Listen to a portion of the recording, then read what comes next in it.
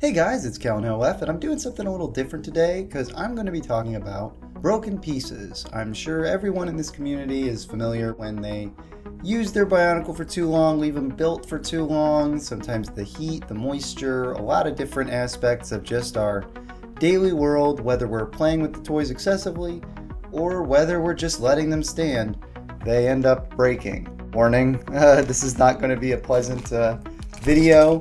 If you do not like looking at horrible broken pieces, but we're doing it a bit today. And my main focus today is to talk about animation and how a lot of my choices with animation have led to some broken pieces and definitely some learning. So here's a good example. I thought that these pieces would make good semi-sockets for my Kopaka Mata revamp mock, and they did for many years, but in terms of shoving a ball joint between these two pieces, but of course I wore the plastic down eventually and it just broke, so it wasn't a good idea. This piece is not horribly useful in many other contexts, but it definitely has its uses, so half of me doesn't regret it in terms of just doing it, but you know, it was a waste. Another good example is the Callan hands. Over time, these have never been the best hands because when you put them on a socket, a ball joint, they can't really fully twist, especially on the HF limbs. You can't twist them easily. But over time, the socket got so weak that you could more easily get more posability out of it, which was nice until they basically, really cracked. This one got to a point where I actually had to use clay in there just to get it to kind of stick on. But yeah, so those were ruined over the course of I guess almost 10 years, maybe more. So he's got a new set, and those will probably last another 10 years.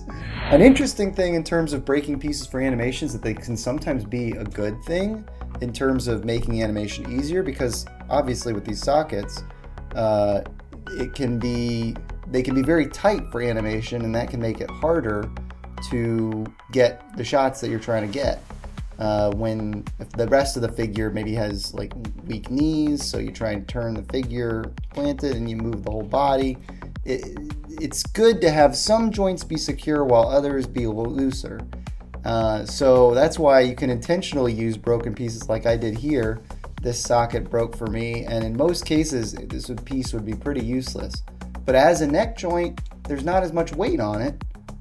So it kind of fits in and doesn't fall off very much. It works just fine, and it gives him some slight extra posability in terms of the movement of his neck, and it just fits well and is not too tight on there either. Generally a socket would be a little tighter, so that's a good thing to keep in mind when trying to reuse pieces. A lot of the rest of these things have been, in different contexts, like this one I actually did try to glue back at one point, you might be able to tell. But sometimes pieces do just break from being put in a box, too many pieces shoved in a box in weird angles, from just sitting there or being posed too many times. It happens a lot, especially when you're animating with these figures, that the joints just wear out over time. This was an unfortunate learning lesson with Liwa, because this piece just wasn't super secured well with the studs.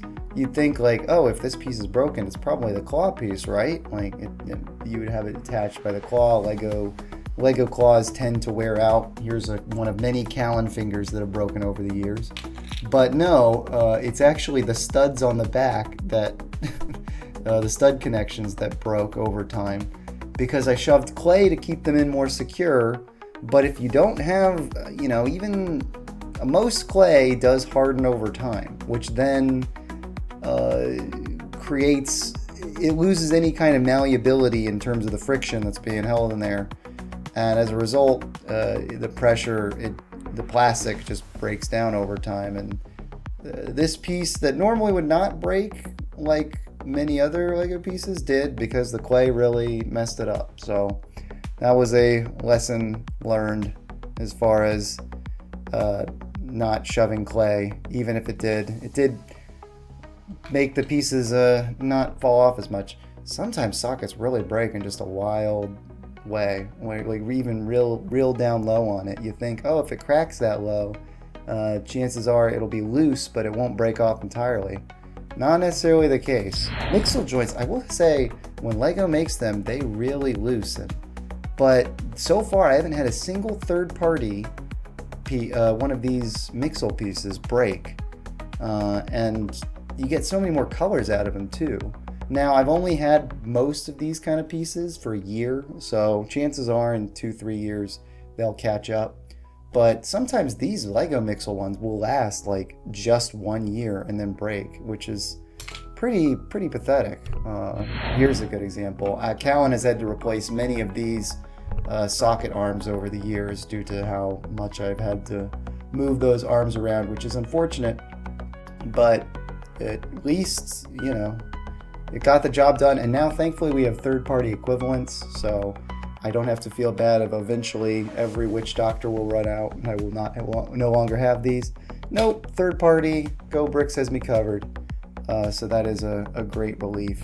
Many different limb pieces have broken over the years.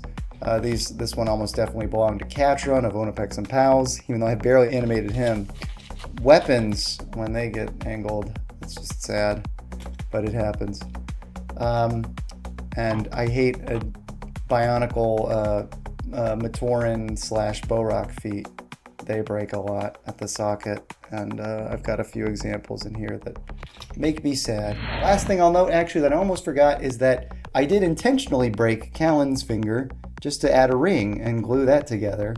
I made a note of that in videos before, and sometimes that is necessary if you're going for some kind of visual concept. And just to show off, I have used King Sidorak's light up eyes on Ganon here, if you're curious. So check out his store if you're interested in those. But let me know if you guys want me to talk about any more broken pieces, or get my mind thinking on other ways, other applications, or maybe even stories of how some of these pieces have broken. Generally, the best advice I can give you is, if you're not going to have a figure on display, take it apart, or at least take the pieces that are most likely to break and separate them out and put them in a bag or something. It stinks. It's more annoying to have to put it together later if you want to do something with it, but you're going to protect your pieces better if you do. And it's a lesson I've had to learn the hard way many times, as you can see by these many sadly broken pieces. Thank you for watching, though. I hope you guys have enjoyed this funny little presentation. This is CallanLoF. See you guys another time.